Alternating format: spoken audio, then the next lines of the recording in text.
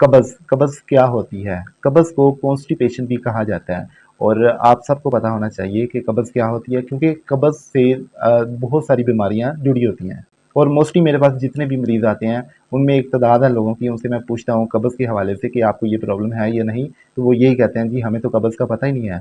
तो ये एक बहुत अजीब बात है कि एक आम-सी बीमारी का ही नहीं पता होता। अगर पता होता तो उसके मुतल्लिक़ बहुत सारी गलतफ़हमियाँ भी होती हैं। देखिए, हम जो भी खाते हैं दिन में, इसका एक वेस्टेज मवाद बनता है जिसे पखाना कहा जाता है, जो अंतड़ियों के रस्ते बॉडी से बाहर खारिज होना होता है। अगर ये पखाना दिन में 1 दफ़ा 24 घंटे में 1 दफ़ा खारिज हो और खारिज होने के बाद आप अपने आप को रिलैक्स फ़ील करें, ज़ोर लगाए बगैर आए, तो इससे मुराद ये है कि आपको कब्ज़ बिल्कुल भी नहीं है। अगर यही पखाना 24 घंटे से लेट हो जाता है या फिर दिन में बार-बार आता है, टूट-टूट के आता है, थोड़ा-थोड़ा आता है और ज़ोर लगा के भी आता है बाद दफ़ा, और इसके अलावा साथ में गैस भी खारिज होती है और पखाना आने से पहले हल्का-सा पेट में मरोड़ भी उठता है, तो इसे भी कब्ज़ कहा जाता है। इस कंडीशन की वजह से भी लोग गलतफ़हमी में मुब्तला हो जाते हैं कि जी हमें डायरिया हुआ है, मोशन लगे हुए हैं।